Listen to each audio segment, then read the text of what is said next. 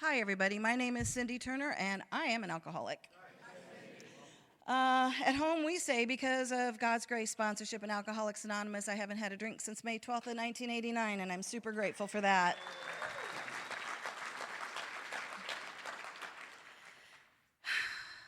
Oh, it just takes me a minute to get settled in. And first of all, I truly want to thank, all of you guys for being here, because without you being here, this doesn't happen. And for all of you that were of service doing the meal and this event, it's lovely. And for Bobby Rose for taking an idea and bringing it to Wichita and having it happen. Kudos to you for doing that. I very much appreciate the invitation. I had a couple of text messages going with Cynthia and Jessica. So I was fortunate to meet Cynthia. I don't know where she went, but there she is. Someone said to me, "Oh, are you Cynthia?" And I said, "Only when I'm in trouble." That was my name for when I was in trouble. So hi, I am Cynde, and I am an alcoholic. And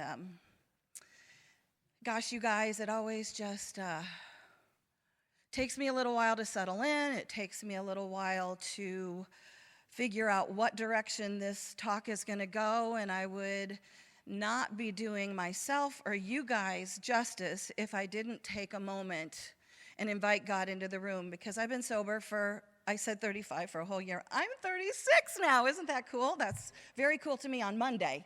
On Monday, I got to turn 36 and celebrate 36 years of sobriety. And thank you. Thank you. And as you're going to hear, a lot has happened in 36 years. I'm not going to spend a lot of time qualifying. We all know what alcohol did to us to earn a seat in the rooms. I'll do a little bit of qualifying, but truly to try and figure out what to pull together in that 36 years, I have to totally give up to a God that I have to invite into the room. So if you guys don't mind, I'd like to take just a minute, because I'm standing up here and like I said, it takes me a minute to kind of settle in, and so I just always really like to just pause for a brief second and invite God into the room.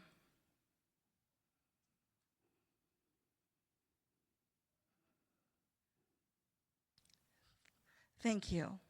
Now, we're going to see what God has in store for us tonight, because I don't know. You guys are going to find out as soon as I do.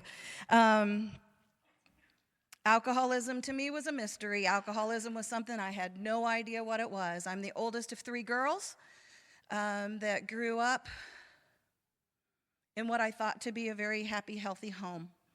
I have a disease of perception, so I don't think right. I did not understand any of that. I did not know that there was a program of Alcoholics Anonymous. I didn't know there was recovery programs. It was all foreign to me. I had a perception of an alcoholic. I don't know what to do with my hands. Sorry, you guys. They're going to find their way, too. God's going to help my legs to quit shaking and my hands to find a home.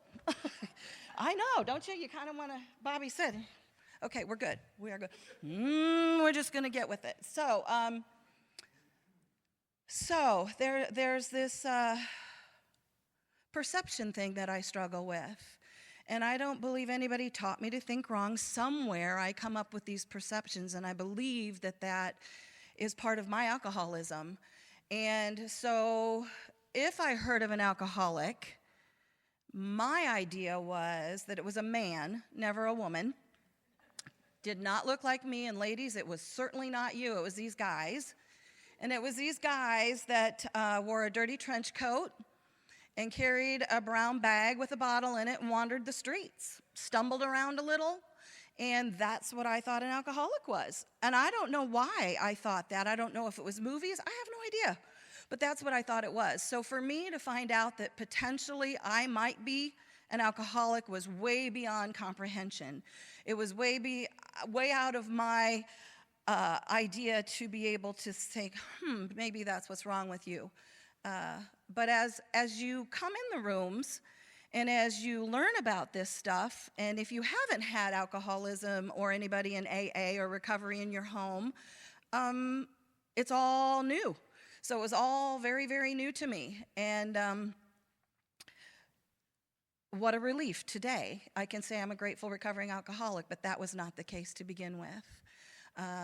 Like I said, I was 13. I grew up 13 when I took my first drink. I grew up as the oldest of 3 kids. I grew up in a house that everything looked good on the inside, guys. It looked good in there. We had 2 cars in the garage. My dad held a job. We lived in a nice house. We were provided for, all of that stuff. And what happened in that house, though, was I was taught very early on, don't think, don't talk, don't feel. When you walk out the door, you put on the image that we need to put on, because what would the neighbors think? So I did. I didn't know every house wasn't like that. I thought, how would you know? You're 13, you don't know. And so above the refrigerator was where my dad kept the alcohol. And my mom would be on one side of the kitchen, and my dad would be in the family room, and I was the oldest, so I got to be the little mixed drink maker. And my dad would say, "Cynde, mix me a stiff one." And my mom would be over there saying, "No, no, no," because my mom knew what was to happen. I did not. But what I knew is those bottles got a lot of attention, and the first chance I got, I wanted to find out what that attention was all about. And so I did. And so the first time I took a drink was 13, and of course it's periodical, you're 13. I mean, I did it as often as I got, because what happened to me is I imagine what happened to you or something very similar. I'm a wound, tight girl, boy. You guys, I got springs in me, and I was that girl. I was that girl that walked up to the schoolyard when I was in middle school, and my shoulders were like this, and I was wound tight, and you had all these little pockets of people talking and having a good time, and I took every bit of courage I had to walk onto that ground and maybe enter one of your groups or stand there alone going, I know they're talking about me. I just know that they're talking about me. And if I stood there long enough and thought about it long enough, I knew exactly what they were saying. And that was my experience. And at 13, that's just not right, but you don't know it's not right. And so I took that first drink of alcohol, and all of a sudden that ease and contentment that we talk about, you take a drink and you gulp and you go, oh, that relief, that the shoulders came down, the tight springs loosened up a little bit, and I didn't care if you were talking about me, and I don't really care what you say anymore. And so I thought, I want to do that again. And I want to do that again as often as I can, and I did. But wasn't very often. I was 13. So I plugged along through school, got into high school, did a little drinking in high school, but I was an athlete, and I found out real quick that when you drink and then try to go to basketball practice, this doesn't mix very well, so I didn't do it. So got to college. I got to college, and that's where it really unleashed, because I got away from those parents that were keeping their eyes on me. I got away from the instructions on what to do when I left the house. And I was 17 when I went to college. My boyfriend fit all of the requirements to be my boyfriend. I had a few boxes to check, and one was that he was of age to buy alcohol, had a cool car, and I preferred tall, dark, and handsome, and he wasn't, but I thought I could make him that way. And so I got him. I managed to catch him, and boy, that man had no idea what he was signing up for, and you guys, I didn't either. I did not know how this was going to unfold. And it unfolded in a way that every chance I could get alcohol whenever I wanted. I drank to excess. I drank hard. I was a blackout drinker. I didn't know I was a blackout drinker till people told me the next day, and I'd go, oh, yeah, that was funny. I'm like, So that was how my drinking happened. And then what happens to me, you guys, when I drink alcohol is my morals and values go out the window. And I tell you today, as much as I would have told you then, I pride myself on my morals and values. I have integrity. I truly, truly believed this to my core. But when I ingest alcohol, I end up doing things that I'm ashamed of and wouldn't do. And so what happens is the morals and values go out the window, and I do these things that people tell me about, and I do these things that I'm ashamed of. And I don't know how to stop, and I don't know what to do with it because I have no tools for living. And so I get on this vicious cycle of, well, I'll do it again, because when I'm under the influence, I forget. I have a forgetter. And so I do this for a little while. Until the first time that I ended up having sex with that guy who checked those boxes, I got pregnant. And I got pregnant, and there went college, and there went all that, because In our house, when that happened, you got married. And so I got married. And I didn't drink. And had a beautiful baby boy. And gosh, before I was done nursing him, I found myself pregnant again. Like, here I was, 19 years old, nearly ready to have child number 2. And had a beautiful daughter. And I'm living in a house much like I was raised in, with a man who was very devoted to me, who worked, he did not run around, he provided, he was totally devoted, a really good dad.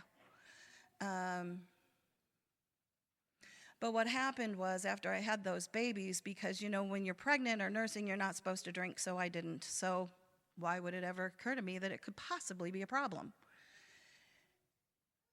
And as soon as I was done with figuring out how I got pregnant and stopping that nonsense, and free from all the things that may do damage to one of my kids, the first chance I got to drink, I did, and I drank hard.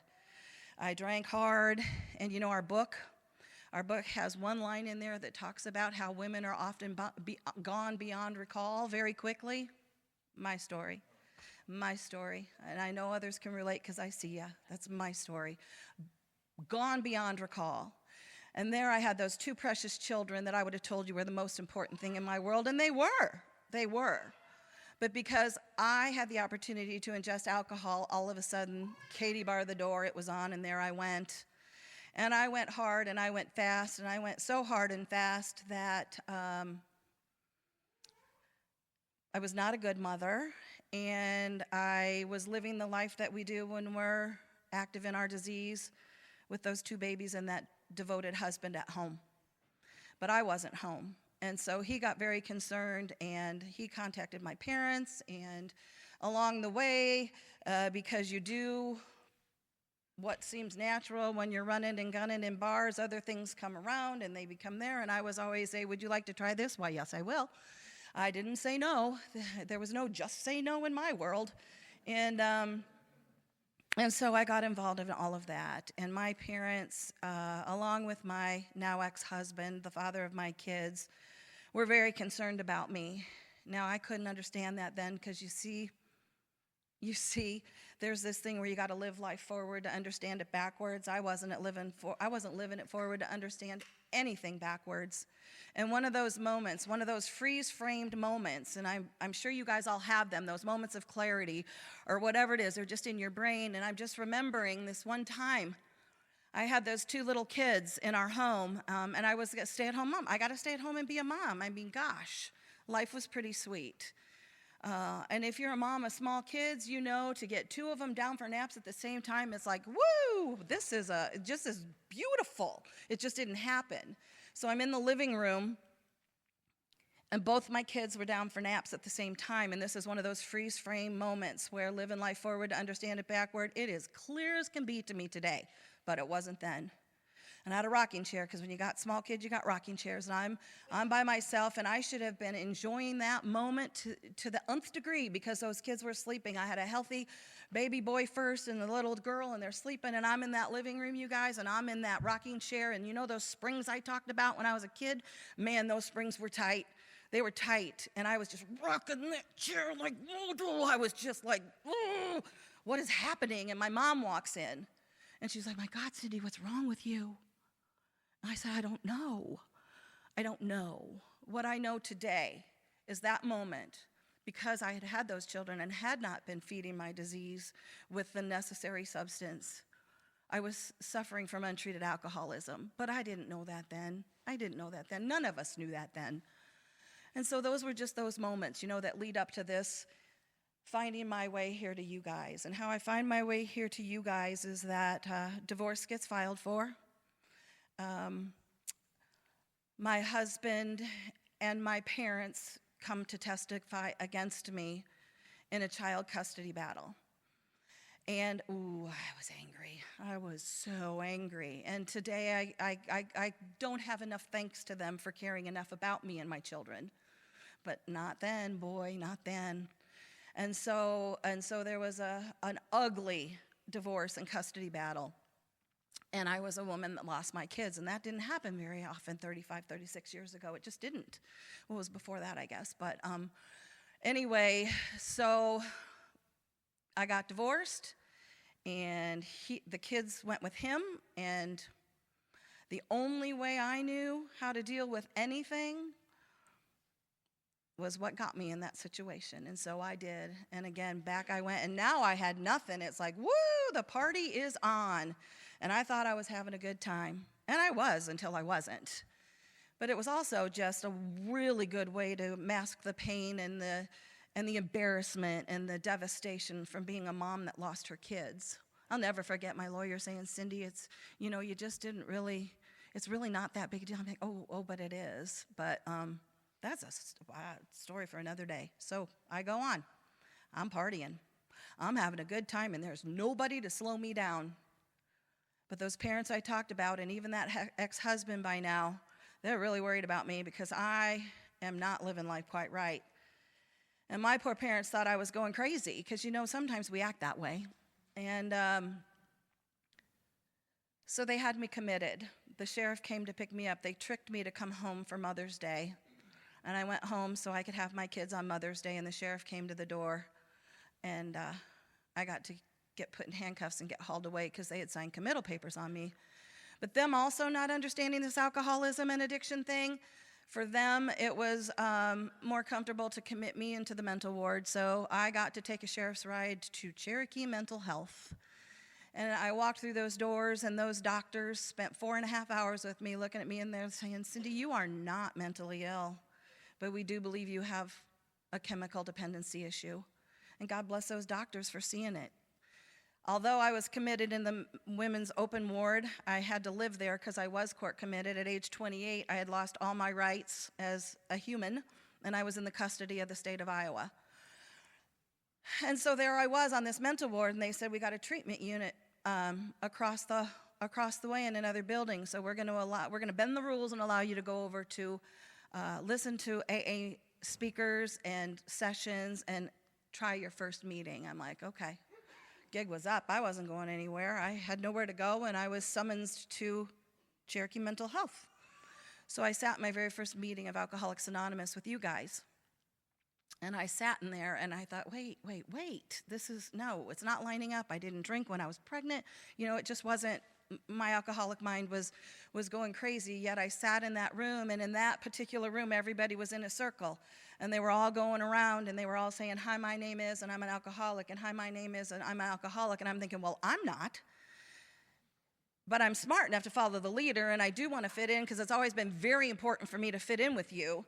And so as it's going around, I'm like getting really anxious, and I'm starting to breathe, and I have cotton mouth, and my palms are sweating. I'm like, oh, my God, I'm going to have to say it. And it got to me, and I said, my name's Cynde, and I'm an alcoholic. And I was just, whoa. And I had listened to the readings that you guys all read up here, and I thought, my gosh, maybe there is something to this. What have I got to lose, right? What have I got to lose? So that's the day I found you guys, on May 12th of 1989, and I've not had a drink. I've not relapsed. I've not ever had to go back to that. But as my story will tell you, I did take a path that I would not recommend for anybody. But I got out, I started going to meetings, and boy, did I go to meetings, because if I can get addicted to something, I'm going to get addicted to it. And so I got addicted to going to meetings. I went to lots and lots and lots of meetings. And said, get a sponsor. So I got a sponsor. And 36 years ago, I still have a hard time saying that because it's very new. 36 years ago, there was this lady sitting in there, and I was drawn to her. And she had this peace, and she had this confidence and contentment. And I'm like, wow, I want that. Because I'm the one that came to you. My knee was bouncing. I had all kinds of things to say, because if it was in my head, I thought it was supposed to come out of my mouth. And when I came to my first few meetings with you, I brought my poems that I had written in the mental institution to share with you. Yeah. God bless them if they do. Just love them. Just love them, because they too can, if it can happen for me, it can happen for them. And so there sat this woman, and I asked her to be my sponsor, and her name was Annie, and God bless her. She loved me until I could learn how to sit still, and she just was so patient with me, and she was my sponsor for 17 years, and she passed away from cancer. And I shudder to think where my life would be without that woman and the grace and love that she gave me. So we did a lot. We did a lot of AA, and what happened was when we were doing a lot of AA, there was this guy that fit the tall, dark, and handsome mode. You see, I'm divorced now, and he's sitting in the back of the rooms, and I'm thinking, oh, he checks the boxes that the last one didn't, and he's in AA, and so I'm very new, and what I find out is he's newer, and not supposed to do that, and they strongly suggested that we, pause, you slow down. But we did go against recommendations and suggestions, and we got together, and as difficult as it's been, there's nobody I love more that I would not want to share this journey with. I'm so pleased that my husband's also in recovery. I do have 6 months more than he does. I just like to say that, not that who's counting, but I am. Sometimes that's all that kept me sober. But I'm happy to say in December, we will be married 35 years. So, thank you. That's a good thing. Yeah. And so I'm his third wife. He's my second husband. But once we met AA, we've only been married once to each other. It's cool. It's very cool. There's a common denominator here. I've found over the years, because at first I had this misconception or this perception thing of love, he's got to be my whole world, and I've got to be his most important, and he's got to be mine. And through years, we've found out very clearly, without a shadow of a doubt, because I'm going to start to get into some stuff that just started pow, pow, pow. But as long as we're third in this equation, God first, AA second, us third, there has been occasions through this time where I've had to put AA first to bring me back to God so that we could get this thing in the right order. But as long as we do that, man, there's just not much you can do to interfere. And so we start going on this path, and we get married, and I'd made a vow that I'm not going to be. I see so many women do it, you guys. I see so many use their kids as little spies and little tools and little manipulations, and I vowed I would not do that. My consequence to me being a mother that lost her children was my actions, and I was not going to do that, and I was going to be the best mom I could be every other weekend when they came for visitation. And Tim has a son from a previous marriage, so every other weekend we're an active family of 5, and then they'd go home and it'd be like, woo, back to meetings we go. And we did go to a lot of meetings, and what happened was about 2.5 years into our sobriety and going to meetings, those kids came for visitation one time, and they said, Mom and Tim, we want you guys to get a lawyer. We want to come live at your house. I was like, okay, that I can do, because I had not crossed that line with those kids. And what happened was in those years that led up to all of this transpiring is Tim and I were real busy in Alcoholics Anonymous, but that's just what we were doing, is all we were doing was going to meetings.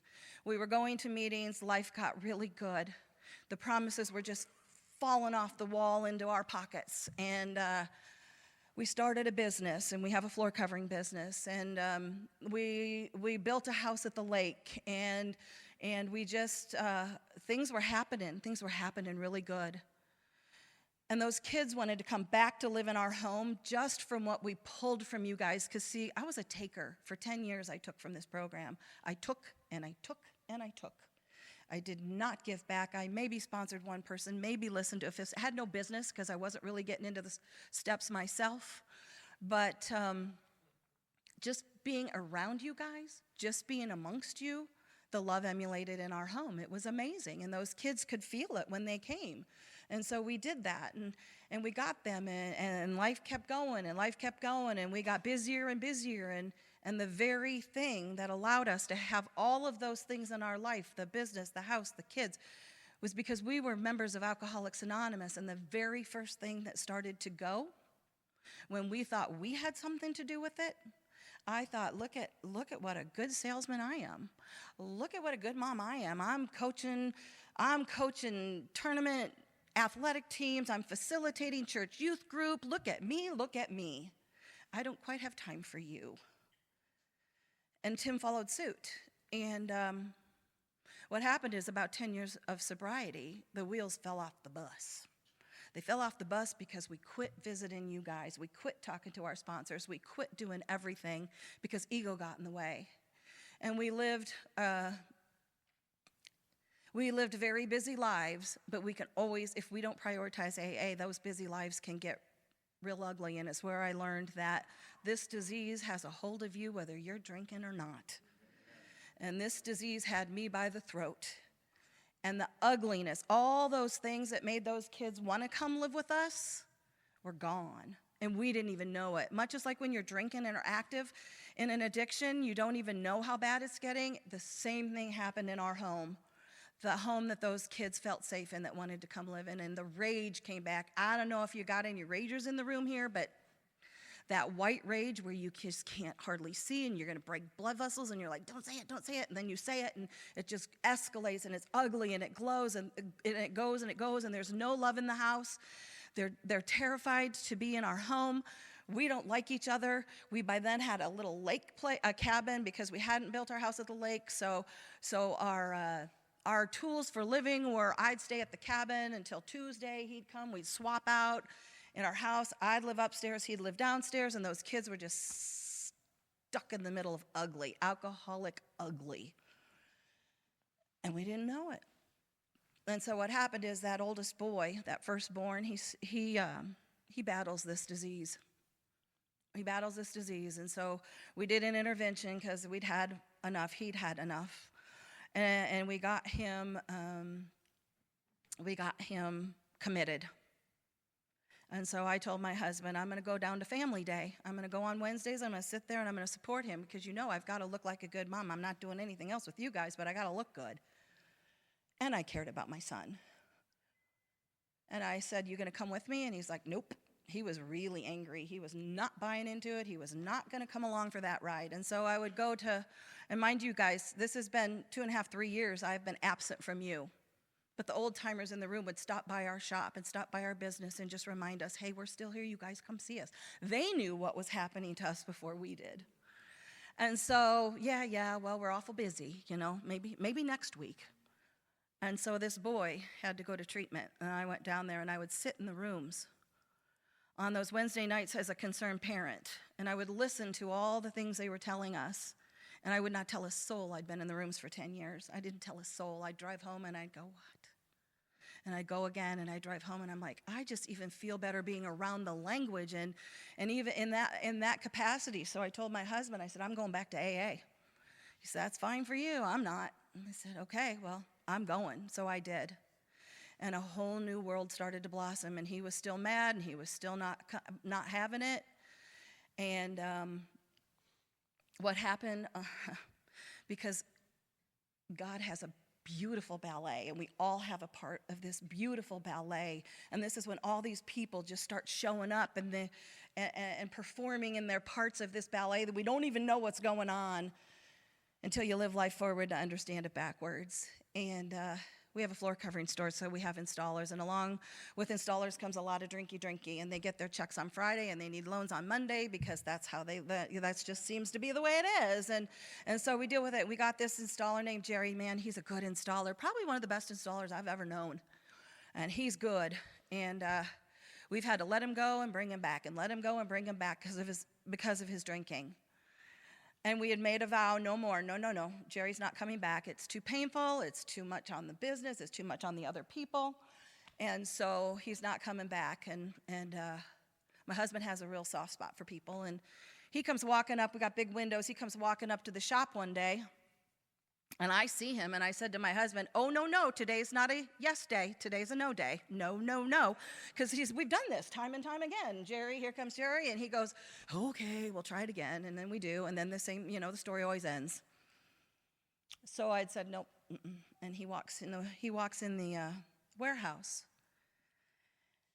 And he says to my husband, I just got out of treatment. They tell me I need a sponsor. Will you be my sponsor?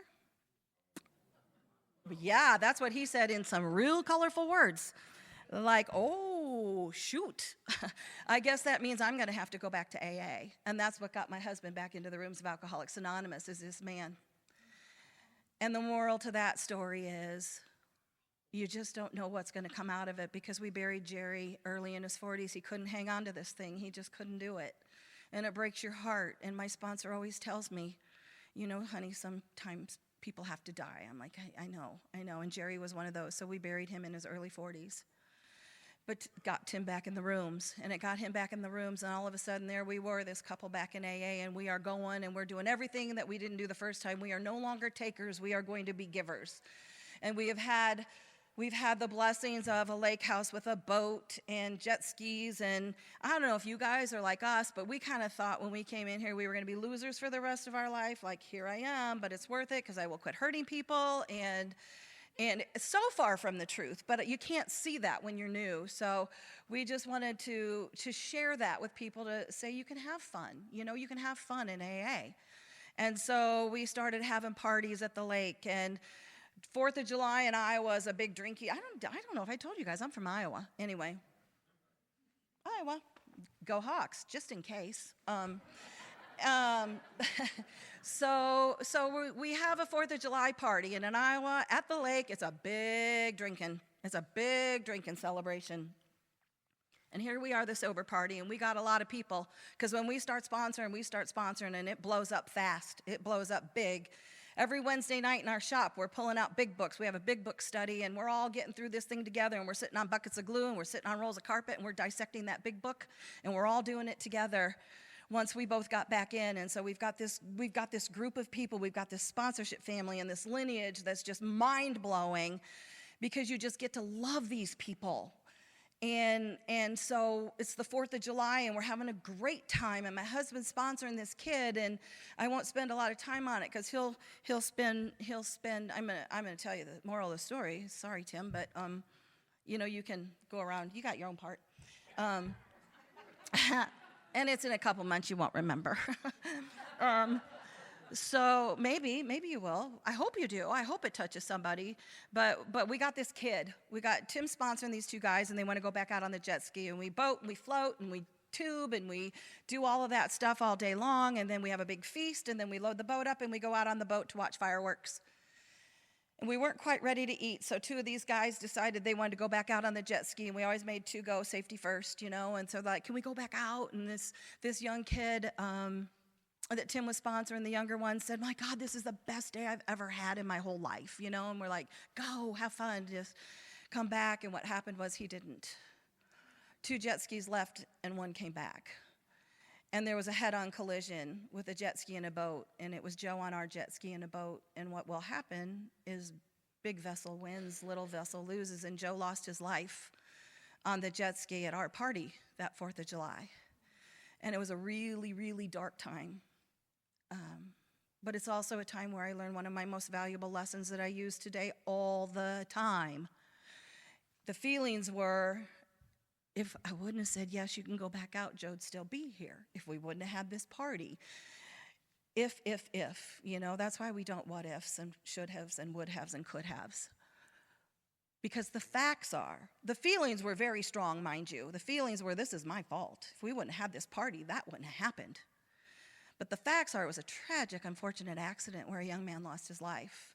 It took us to a pretty dark place, and it just started this run of, again, just living life forward to look at it backwards, how it all just falls the way it's supposed to, but you have to stay here to be able to see it. So please, if you're questioning, if you're not sure, stay. So we go, and shortly after that, our daughter gets married, and asks Tim, who is not her bio father, it's that guy that I couldn't make tall, dark, and handsome, that guy. That's her dad. He was sort of involved in their life, but we didn't live in the same community. So anyway, she gets married. She's going to get married and asked Tim to walk her down the aisle. And because of what we've learned from you guys in Alcoholics Anonymous and doing the next right thing, he said, my daughter's name is Jenny, and he said, Jenny, I don't ever want you to have regrets later in life. And I'm honored that you want me to walk you down the aisle. But I want you to strongly consider that you do have a dad. And Dad wasn't an MIA dad. Dad wasn't a not pay child support dad. Dad wasn't that kind of dad. He just wasn't as involved in their lives. And so the beautiful solution is they both walked her down the aisle. And then my husband's giving the father of the bride toast, and he's just spewing out all of our language. You guys know we have language here in Alcoholics Anonymous, right? We got language that we know. It's like, are you a friend of Bill W.? Because you just know. And so he's spewing all this stuff out, and people are like, oh my goodness, where did Tim learn to talk like that? I'm like, it's a secret society. Come join. So we had the most beautiful wedding. We had the most beautiful time. And then 2 weeks later, my father-in-law passed away unexpectedly. And then shortly after that, we have a weekend event where we fly in speakers and pick them up, and Tim and I are chairman of it. And it's in January in Iowa, which is very dicey weather, and it was the third weekend in January. And we're headed to the airport. One of Tim's sponsees is sitting in the front, and I'm in the back, and we're excited. We're going to go pick up some of our speakers, and it's a couple-hour drive. And we happen to hit this overpass coming like this with a highway, and we didn't know that it had rained and there was black ice. I don't know if you guys get black ice here or not, but okay, then you probably know where I'm going with this one. So we, to this day, do not know who said it. But we're in the car, and Tim tried to brake. It didn't work. He tried to take, he tried everything. One of us said, uh-oh, this is going to hurt, because we could see this car coming, and it's a highway, and she's driving like she's on a highway. And we plow through there, and we go, poof, and the entire accident hits me on my right side. And I have a broken hip, broken pelvis, rotator, my whole right side's blottoed. I didn't make it to that rally. I made it to the hospital, and I made it to the hospital to find out that I was going to have a very long road ahead of me, because I went from bedridden to a wheelchair, to a walker, to a cane. But I'm happy I'm walking. Some people don't survive those accidents. But who showed up other than you guys? You guys were out in the hallway. The nurse would come in, or Tim would say, there's people that want to see you, because you guys came, just your presence there, because I was in no shape for visitors, but you guys showed up. You guys started bringing meetings to my house when I was able to sit up in bed. You guys came and cleaned my house. You guys dropped a meal off every day for him to bring home, because we have a small business. I would hear about, my sponsor would have me listen to tapes, and I'd hear about these things of AA coming alive and doing this, and I'm like, oh, that's just so nice for them. But then all of a sudden, that's my experience. And much as I read the big book, it's on the pages, and I'm like, oh my gosh, I have the experience, and it comes alive. And so you guys nursed us back to health on that one. And I showed up and had a newfound love for Alcoholics Anonymous like I'd never had before. And yet here we keep going, and my husband ends up in the doctor's office. We're there one day, and they said, yes, it's a tumor. Yes, it's high grade. Yes, it's stage 4, and it's in your bladder, and you're going to have a 14-and-a-half-hour surgery at Mayo Clinic, because your prognosis is 18% of survival. Whew, that'll take the wind right out of your sails. And so my husband's first words, God bless him, he knew I was terrified. And his first words were, well, looks like I'm going to be a survivor. Somebody makes up that 18%. 2009, and here he is today, no evidence of disease. And that's not everybody's story, and I have so much empathy for those that it's not. But somebody makes up the 18%, and I think when we get those diagnoses, we're like, yeah, sure, who? And he's living proof, so I said, we got to share that. You got to share the good news, you got to.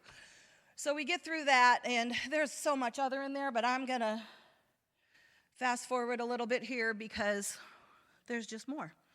So we got back into AA just in time, because you guys showed up. And had we just been taking, or in that period of time where we were, just a little too busy to come grace your doors, man, it just all is miraculous when you just live life forward, understand it backwards. Because we'd had a run, we'd had a go of it, and we like to travel. We're the traveling Turners, we like to travel. And so we hadn't taken any trips without AA people or our kids, or we just did a real quick trip, just the two of us, and we decided that we wanted to cruise. It's easy, it's mindless, let's get on the ship and let's go. So we did. And when we travel, we attend AA meetings no matter where we are. That's just what we do, because we no longer just take, we try to give. And so if you're a cruiser and they slide this paper under your door and it says Friends of Bill W. in the library, you go. And so we did. And we went, and nobody else showed up. That's also where I learned it's not about what they do, it's about what I do. And another thing I learned is probably there's so much value in all of this. But we went back to our room, we're getting ready for dinner, and the stateroom phone rings, and when you're traveling by yourself, sometimes you're like, So I got a concierge call that we have an emergency call for you downstairs. And we're like, oh. So we looked at each other. It's one of those moments where you're afraid to talk because this isn't normal. You're like, oh, your brain's racing and your heart's pounding, but you're like, okay, just breathe. And so we rode down that elevator. I got on the phone, and my sister's on, and she said, on the way down, we're like thinking, is it one of our kids? Is it certainly not the parents? They're on some marvelous month-long trip in the Far East. Is it a niece? Or, you're just thinking. And my sister gets on the phone and said, Cynde, Mom and Dad were out for dinner, and thank God my mom's widowed best friend was traveling with them, because Mom and Dad, they'd all gone out for my mom's birthday, and they were in Jakarta, Indonesia. And they got back to the hotel room, and my dad had a massive heart attack and died in Jakarta, Indonesia. And then I thought, I went to the AA meeting and nobody showed up. But in the book, it's in the book, you guys. Everything's in the book. In the book, it says, there will come a time you better have God in your life, because that's all you're going to have to rely on. And there I was out in this vast ocean. I had my husband, of course, but gone to the AA meeting, nobody showed up, and I'm like, it's in the book. It's in the book. And by this time, I'd had a chance to start really working on that relationship. And so thank God, because it's always in the book. So we got through that, and what happened is, when we got through that, wow, emotions are coming here. Whew, hello. So what we found out was my mom and dad had been keeping a bit of a medical thing private and not telling us girls. And I'm the oldest, so I usually would get it. And we found out, although Dad's gone now, so he can't share with us what this diagnosis is, but that my mom, and we knew she had Post-it notes all over, and we knew she would repeat herself. But, it's always, we're getting older, and you don't think it. Well, we needed to think it, because we had found out that she was diagnosed with mild cognitive impairment, early Alzheimer's. But we had no idea who to go to the doctor. We had no idea where to go. Mom couldn't tell us. She was too far gone. My dad had done everything. The doctor said they could have done everything for a long time. Your dad did everything. They could have lived a happy couple life, but now Dad's gone. What does this look like? So I found out what this looked like, and I found out my mom was pretty far gone. And so I have a sister in Arizona and two of us in Iowa. And the one in Arizona was kind of Mom's favorite and kind of ruled the roost there, and we kind of let her, because why battle it? Because Sue and I were Dad's favorites, so there. But what happened was Mom started going fast, and so we had to get her in-home care. I was hoping to get her placed, but we had to get her in-home, an agency to get in-home care. And so she had a caregiver that would come in Sunday through Wednesday and Wednesday through Sunday, and they just switched off. It was these ladies. My mom trusted them with her life, because that's who lived with her and took care of her. But when you hear about and see movies and hear things on the news about caregiver physical abuse to patients with Alzheimer's, I have some gruesome photos of my mom that was beat up bad in her own home and couldn't tell us about it. And the kicker to that is my sister that lived there knew, and she didn't tell us because she knew we'd move her into her home. So I'm the oldest, and I take charge, and I get down there, and I'm like, you have lost your right to vote. Because we had proof, and it was icky, ugly times. But because of Alcoholics Anonymous teaching me to put one foot in front of the other and show up and do the next right thing, we can do hard things. I did hard things, and we got my mom placed very quickly in a memory care facility. And we started going, and my mom liked Tim better. She liked boys a lot. She always just liked the boys. So we go, and I just get shoved aside, and she'd just snuggle up to Tim, and it was just so cute, because it was just cute. So we were having a blast going to visit her, and COVID hits, and then we couldn't go see her. And we couldn't talk to her because she was incapable of FaceTiming. She was incapable. She was too far gone. She still had some lucid memory of who I was when COVID hit. There'd be times, and so COVID hits, and there were times they'd have to take her to the hospital. I winter in Arizona, and she was in Arizona, and so I'd say, I'll meet her at the hospital. Like, you can't because it's COVID. Nobody can be there. I'm like, okay. They'd have to call me and tell me, we've restrained your mother because she's out of her mind. I said, of course she is. She's terrified, and she doesn't know what's happening. Who's advocating for her? Nobody. So we got through that, and saw the writing on the wall that Mom was declining quickly. And so they called me, and I went down to see her because they said, we'll wheel her outside. It's Arizona. Thank God you had that as an option. In Iowa, it wouldn't have been because it was freezing. And so I flew down there during COVID. And they wheeled my mom out, and I saw very quickly that her time on earth was going to be very short, and she had no recollection of who I was.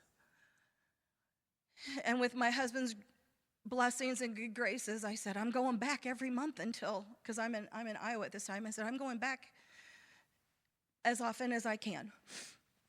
And so I would fly, you guys, when nobody was flying. We'd fly those huge birds, and there'd be nobody in the airport, and they're moving freight. They aren't moving people, but there was like 11 of us on this plane one time, and I'm going back and forth, and people would say to me, it's dangerous. Why are you flying during COVID? Your mom doesn't know.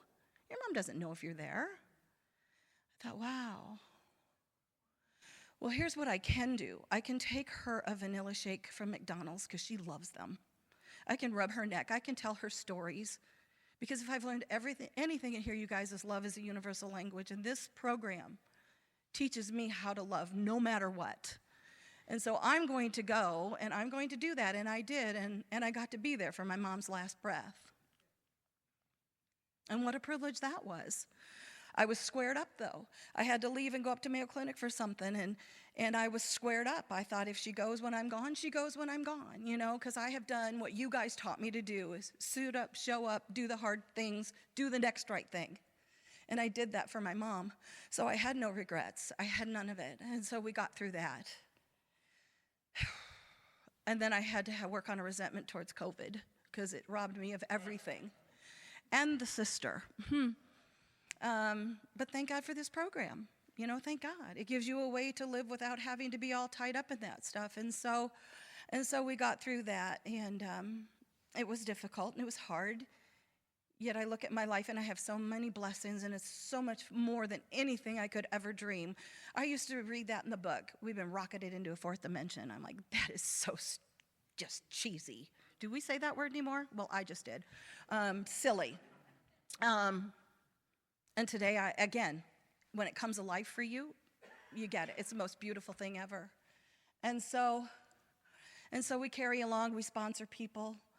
We have a home based on Alcoholics Anonymous. I just couldn't imagine it any other way. And this last couple of months has just been, here it comes again, because life still happens. It's going to. I have a friend that says, I kind of thought when I came into AA, sunshine would just pop out of my butt. Well, it doesn't. Well, it does, but other stuff happens. Life is still in session. And so a couple months ago, I got a call. I'm in Arizona, and thank God my husband was there because God will always provide. I'm glad I wasn't there by myself because I'm there a lot by myself. And I got the call that your son's been in a terrible motorcycle accident, and we are life flighting him because he's broken in half. Pelvis completely broken in half.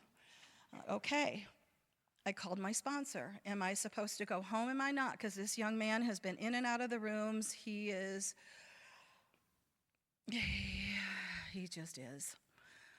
Jeff is when we were praying for his well-being, I said, please pray for his mind, his body, and his spirit, because he's completely broken. And he still is. But again, we do hard things, and you guys rallied around, and you offered prayers, and you do what you do. And then, about 3 weeks ago, one of my sponsees, because as you know, when you get sponsees, we just love these people. We just get this place in our heart. You know, they just, if you're not sponsoring, start. Had to bury her daughter. She went into the hospital on Thursday before Easter and passed away on Monday of alcoholism, leaving behind a 7-year-old daughter. And actually, on my way here to you guys this morning, one of my sponsees just called and said, oh my God, my son just committed suicide. And because I have the ability to pause, to pray, and use the words that you all have given me, and God bless my sponsor. I didn't mention Phyllis, but Bobby knows. If you don't know Phyllis, get to know Phyllis. She rocks. Anyway, she provides me the inspiration and words to say, and I just, all of a sudden, these words start coming out of my mouth, and I'm like, I don't even know what to say because I want to throw up. Because this son, she has worked very hard to get these boys back in her life, and he's got her only grandchild, and now he's not on this earth anymore. And so I sit and I think, what a blessing to be able to come and talk to you guys about this thing tonight, and thank you for being here, and hoping that you will go be the example of the big book that maybe some people only see. Because I am responsible. I am responsible for that. So I'm going to leave you with a really quick story, which kind of loops into this, is we have a clubhouse. I got sober for 35 years in a small little clubhouse, and recently just moved to West Des Moines to a big AA. And we have this guy that comes in and out and in and out. He's habitual. He's so habitual that he goes to prison for drunk walking. That is who he is now. It's who he is, yeah. But you never know who you're going to hear a message from. And I heard a message from this man one day, because I'm in the meeting and I'm listening. And we like treats and sweets and stuff, so we always have those really cheap little paper plates that you need to put 5 together to make one, you know, they have the little ripples, those things. And I grabbed one because I thought, my God, what he just said spoke to me. And I hope it speaks to you, and I wrote it down because sometimes I paraphrase or have the ability to kind of mumble it up, but I will not mumble this up, and I hope it speaks to you. Is please don't let the life AA gave you take you away from the AA way of life. Thank you so much for spending the hour with me and having me.